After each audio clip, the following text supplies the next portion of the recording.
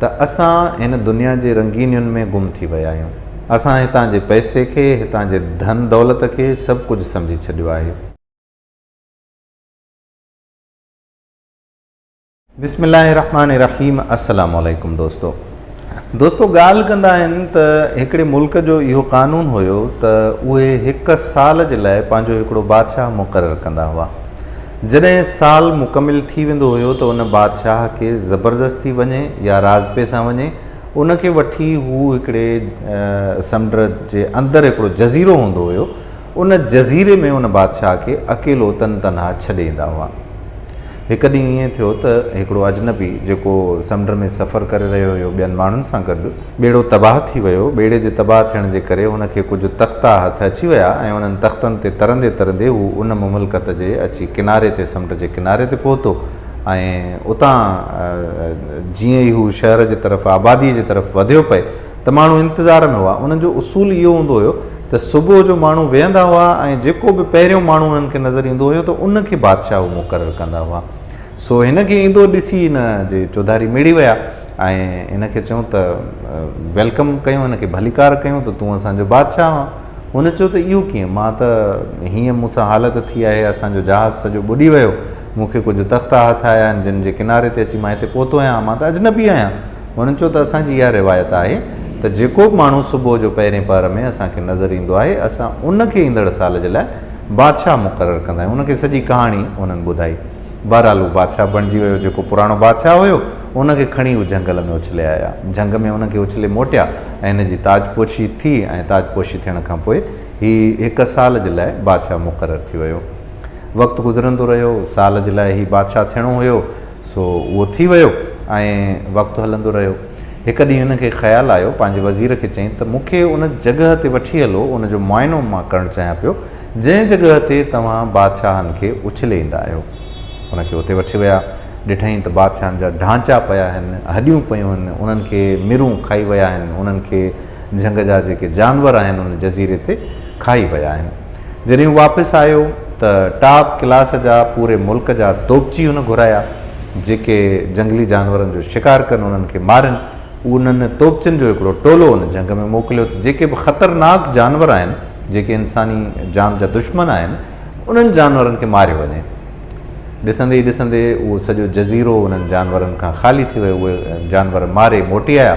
बादशाह खे ॿुधायो वियो त उहे जेके बि जानवर उते हुआ उन्हनि समूरनि जानवरनि खे उन्हनि मारे छॾियो आहे। उनखां पोइ बादशाह उते हलाल जानवर मोकिलिया, जिन में ॿकरियूं, कुकड़ियूं, बदकूं ऐं इन तरह जा ॿिया जानवर, रिढूं ऐं गऊं, मीहूं, इन तरह जा समूरा जानवर जेके आहिनि उहे उन जंग में मोकिले छॾिया त इन्हनि जा जोड़ा जोड़ा उते छॾियो त इन्हनि जी परवरिश थिए ऐं उन्हनि जी परवरिश थियणु शुरू थी वई।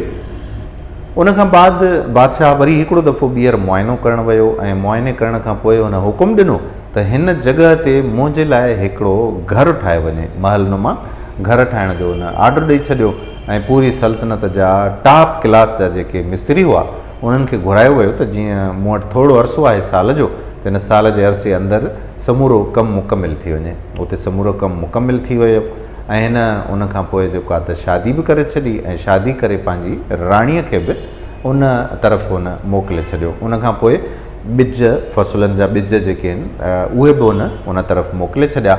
मतिलबु ज़िंदगी गुज़ारण जो समूरो सामान जेको बि हुयो उहो हुन जंगल में पहिरियां ई खां ई पहुचाए छॾियो। ॾिसंदे ॾिसंदे हीअं साल मुकमिल थी वियो ऐं साल ख़तमु थियण ते जॾहिं बादशाह खे ॿुधायो वियो त हाणे तव्हांजी तारीख़ जो ख़तमु थी वई, अॼु तव्हांखे हुन जज़ीरे ते उछलायो वेंदो ऐं तव्हांजी जॻह ॿियो बादशाह अची वलारींदो। जॾहिं ॿियो बादशाह मुक़ररु थी वियो ऐं तयारी पई हिनखे करायूं त तूं हाणे हल त तोखे असां हुन जज़ीरे ते उछले अचूं, त हीउ ख़ुशि हुयो, ॾाढो मुस्कुराईंदे मिलियो पए। त माण्हुनि हिन जी ख़ुशी, हिन जे चहिरे जो इत्मीनान ॾिसी आख़िर माण्हू रही न सघिया। माण्हुनि पुछा कई त माण्हुनि ॿुधायो त अॻ में जेकी बि बादशाह हिते थी गुज़रिया आहिनि, जॾहिं उन्हनि खे असां उछलाइण जे लाइ वेंदा हुआसीं त उहे तमामु घणी तकलीफ़ में हूंदा हुआ, उन्हनि जो मूड ख़राबु हूंदो हुयो, उहे परेशान हूंदा हुआ ऐं उन्हनि जी परेशानी ॾिसण लाइक़ु हूंदी। पर तव्हांजे चहिरे ते इत्मीनान आहे, तव्हां पुरसुकून वेठा आहियो, इन जो आख़िर राज़ कहिड़ो आहे?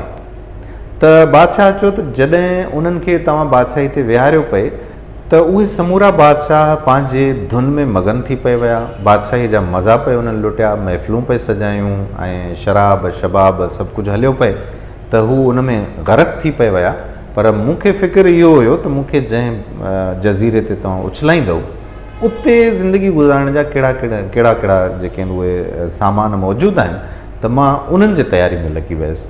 ऐं हाणे अल्हम्दुलिल्लाह मां उते समूरो पंहिंजो सेटअप करे छॾियो आहे। तव्हां मूंखे छॾे ईंदव, तव्हां छॾणु हलंदव त ॾिसंदव त उते हिकिड़ो गुलज़ार लॻो पियो आहे ऐं मूंखे का परेशानी आहे कोन का।